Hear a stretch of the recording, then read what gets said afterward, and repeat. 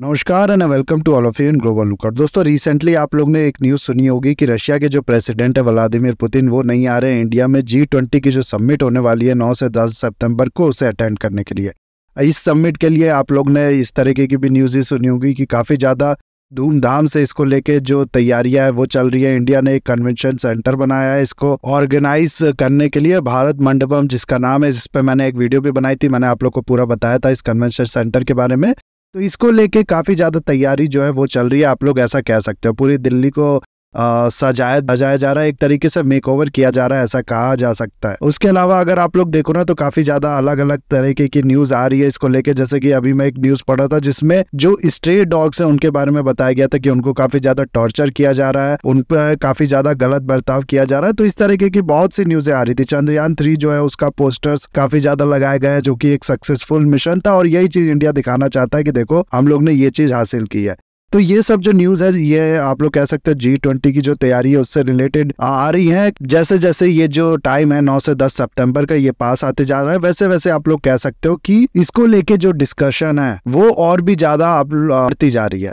अभी इससे जो सबसे इम्पोर्टेंट न्यूज़ आई है जिसके बारे में हम लोग बात करने वाले हैं इस वीडियो में, वो ये कि अब चाइना के जो प्रेसिडेंट है, रशिया के प्रेसिडेंट ने तो पहले ही कह दिया कि वो G20 में नहीं आने वाले हैं। उसके बाद चाइना के जो प्रेसिडेंट है उनको लेकर इस तरह की न्यूज़ है कि वो भी अब G20 की समिट को अटेंड करने नहीं आएंगे और उनकी जगह चाइना के जो प्राइम मिनिस्टर हैं जिनका नाम है ली क्वांग, वो इस मीटिंग को अटेंड करेंगे। अभी इस ऑर्डर को लेके, इस डिसीजन को लेके आप लोग कह सकते हो कि जो डिप्लोमेटिक डिसीजन है वो एक्सचेंज नहीं किया गया है, यानी कि कंट्री ने, चाइना ने अभी फाइनल ऑर्डर जो है इंडिया को डिप्लोमेटिक माध्यम से ये नहीं बोला है कि हम लोग नहीं आएंगे, लेकिन इस तरीके की बातें जो हैं वो की जा रही है। कुछ ऑफिशियल्स ने चाइना के इस तरीके की बातें की है कि हो सकता है हमारे जो प्रेसिडेंट है वो इस मीटिंग को अटेंड करने ना जाए इंडिया।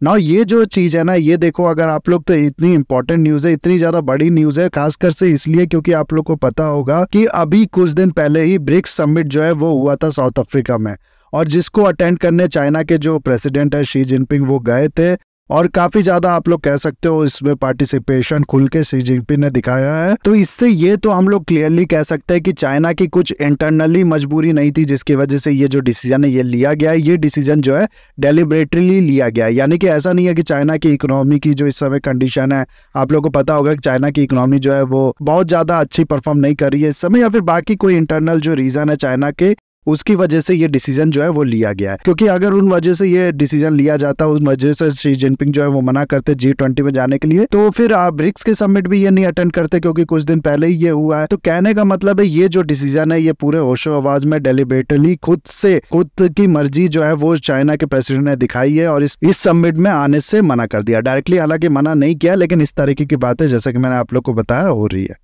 नाउ इसका रीज़न और इसका जो इम्पैक्ट है इंडिया पे, उसकी अगर हम लोग बात करें तो उसको समझना यहाँ पर बहुत ज़्यादा जरूरी है। सबसे पहले तो रीजंस की जो बात है वो बहुत क्लियर है यहाँ पर। सबसे बड़ा तो रीज़न यहाँ पर ये है कि ये जो समिट है, क्योंकि ये इंडिया में हो रहा है, इसलिए चाइना की तरफ से इस तरीके की न्यूज़ जो है वो आ रही है, आप लोग कह सकते हो।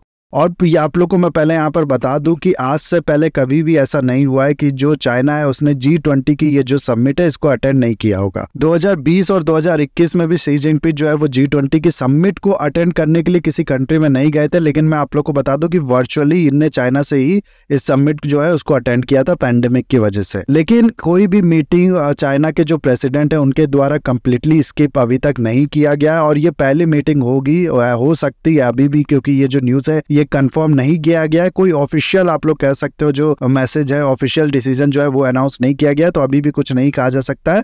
और अगर ऐसा किया जाता है तो ये पहली समिट होगी, जैसे कि मैंने आप लोग को बताया G20 की, जिसको चाइना के प्रेसिडेंट जो है वो अटेंड नहीं करेंगे। और रीजन की क्योंकि हम लोग बात कर रहे थे, तो एक तो जैसा कि मैंने आप लोग को बताया इंडिया में ये हो रहा है, वो भी एक बड़ा रीजन है। दूसरा अगर आप लोग देखो ना तो ये जो समिट है और ब्रिक्स जो समिट है, हाल में ब्रिक्स को अटेंड किया है चाइना के प्रेसिडेंट ने, और इसको अटेंड नहीं करेंगे चाइना के प्रेसिडेंट, इस तरीके के सिग्नल आ रहे हैं। तो ये चीज एक तरीके से मैसेज सेंड किया जा रहा है, आप लोग कह सकते हो चाइना की तरफ से, कि ईस्ट जो है वो राइज कर रहा है और वेस्ट जो है वो आप लोग कह सकते हो कि डाउनफॉल कर रहा है। ब्रिक्स अगर आप लोग देखो ना, हालांकि इसमें कंट्रीज आप लोग को मिलेंगी वेस्टर्न साइड की भी, सदर्न अफ्रीका का जो ब्राजील है वो भी आप लोग को मिलेगा, और साउथ अफ्रीका भी मिलेगा, तो बाकी साइड की भी कंट्रीज आप लोग को मिलेंगी। लेकिन ये जो ब्रिक्स ग्रुप है ना, इसको अगर आप लोग देखो तो इसको इमर्जिंग कंट्रीज जो है उनका ग्रुप कहा जाता है, और ज्यादातर इमर्जिंग कंट्रीज जो है वो ईस्टर्न साइड पे आप लोग कह सकते हो। तो ये एक तरीके से ईस्टर्न ब्लॉक का रिप्रेजेंट करने वाला जो ग्रुप है वो बन गया। और वही G20 अगर आप लोग देखो तो इसमें भी आप लोग को रशिया, चाइना, जापान इस तरह की कंट्री मिलेगी, लेकिन जो वेस्टर्न कंट्री है, जो G7 कंट्रीज है आप लोग कह सकते हो, वो इसमें ज्यादा डोमिनेंट है।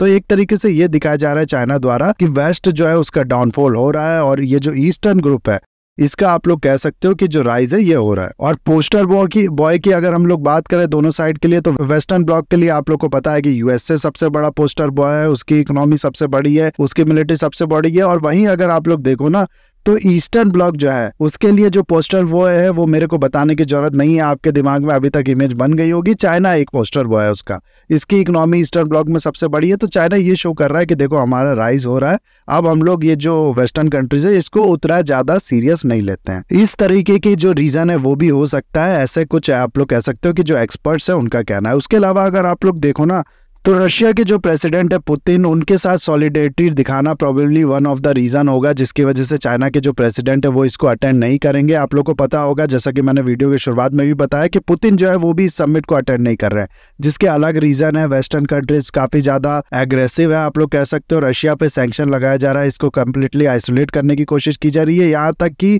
ICC का जो अरेस्ट वारंट है वो भी रिलीज किया गया है पुतिन पे। तो ये फेस नहीं करना चाह रहे हैं डायरेक्टली वेस्टर्न कंट्रीज जो है उनको, ये कह सकते हो आप लोग। इसीलिए ये जो G20 की समिट है इसको अटेंड नहीं कर रहे हैं।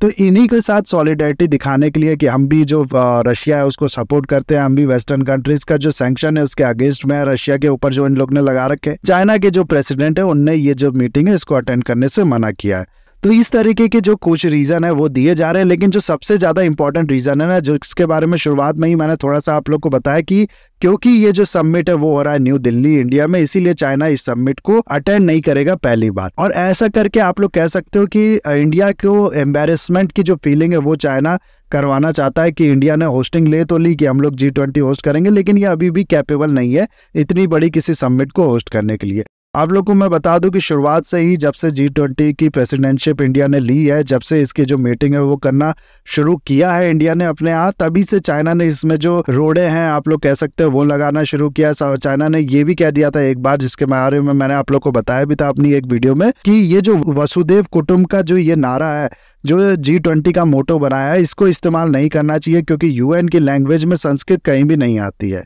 और कोई भी मोटो कुछ भी आप लोग कह सकते हो कि चाइना का कहना था कि जो उन्हीं लैंग्वेज में होना चाहिए जो कि UN के अंदर ऑफिशियल लैंग्वेज है। उसके अलावा आप लोग को मैं बता दूं कि अरुणाचल प्रदेश में G20 की जो मीटिंग हुई है, या फिर आप लोग कह सकते हो कि कश्मीर में जो G20 की मीटिंग कराई इंडिया ने, इस सब को चाइना ने अपोज किया, इस सब को ज्वाइन करने से चाइना ने मना कर दिया, क्योंकि चाइना के कहना था ये सब डिस्प्यूटेड एरिया है, यहाँ पर इंडिया को G20 समिट नहीं कराना चाहिए। इसी तरीके के आप लोग कह सकते हो काफी ज्यादा रोड़े जो है वो चाइना ने शुरुआत से लगाने शुरू किए थे, सिर्फ इस मकसद से कि किसी भी तरह ये जो समिट है ये एक फेल्ड समिट कहलाए, ये एक सक्सेस ना हो, जिसकी वजह से इंडिया की बेइज्जती हो जाए, उसका नाम खराब हो। और जैसा कि मैंने आप लोग को बताया कि लोग ऐसे देखे कि इंडिया कैपेबल नहीं है इस तरीके की समिट को अपने यहाँ होस्ट कराने के लिए, या फिर इस तरीके के बड़े ग्रुप की जो प्रेसिडेंटशिप है उसको कराने के लिए। यहाँ मैं आप लोग को बता दूं कि चाइना जो है वो बहुत टाइम से चाहता है कि इंडिया की जो इन्फ्लुएंस है इसको किसी भी तरह ये कम कर सके। जैसा कि मैंने आप लोग को एक वीडियो में बनाया था कि चाइना ने एक अपना इंडियन ओशियन फोरम बनाया था, जिसमें इंडिया को ही इनवाइट नहीं किया था, आप लोग कह सकते हो। और आप खुद ही सोचो, इंडिया को ही इसमें इनवाइट नहीं किया जाए, इंडियन ओशियन जिसके नाम पे इस ओशियन का नाम है उसी को उससे इग्नोर किया जाए, और चाइना कहे, जो कि इंडियन ओशियन की कंट्री भी नहीं है, वो कहे कि ये जो हमारा ग्रुप है ये असली ग्रुप है। तो इसको हालांकि काफी ज्यादा बेइज्जती का सामना करना पड़ा था चाइना को, इस कारण ऑस्ट्रेलिया ने मना कर दिया था, नहीं हम किसी भी तरीके की इस फोरम को नहीं मानते, हम खाली उसी फोरम को मानते हैं जिसमें इंडिया मेंबर है। लेकिन चाइना का जो यह माइंडसेट है ना, वो मैं आप लोग को बताना चाहता हूँ। चाइना करना क्या चाहता था? चाइना चाहता था कि इंडिया का जो इन्फ्लुएंस है उसको वीकेंड किया जाए, चाहे इंडिया का जो आप लोग कह सकते हो कि डिप्लोमेटिक क्लाउड है उस पर अटैक किया जाए, इंडिया का इमेज है उसको चोट पहुंचाया जाए। इस तरीके के चाइना के जो काम है वो बहुत टाइम से चाइना द्वारा किए जा रहे हैं, और यही कारण है चाइना का, इस बार भी चाइना ने ये जो G20 में रोड़े अपना लगाना शुरू किया, अलग अलग तरीके के जो मुद्दे हैं वो उठाना शुरू किए, और हर मीटिंग में कुछ ना कुछ आप लोग कह सकते हो कि जो प्रॉब्लम है वो क्रिएट करने की कोशिश की है उसके पीछे। उसके अलावा एक रीजन अगर आप लोग देखो ना तो ये भी हो सकता है कि इंडिया जो है वो किस किस तरीके के जो मुद्दे हैं वो उठाएगा G20 की समिट में। वो अगर आप लोग देखो तो ये होगा हेल्थ से रिलेटेड, क्लाइमेट चेंज से रिलेटेड। उसके अलावा अगर आप लोग देखो ना तो टेररिज्म हो गया, इस तरीके के जो मुद्दे हैं वो इंडिया उठाएगा। और ये सारे ही आप लोग अगर देखो जो इशू है इसमें चाइना को बहुत आसानी से टारगेट किया जा सकता है। क्लाइमेट चेंज से उसका कोई रिला देना है नहीं कि वो बिल्कुल एग्रेसिव काम करता है, क्लाइमेट चेंज को वो कंप्लीटली इग्नोर करता है।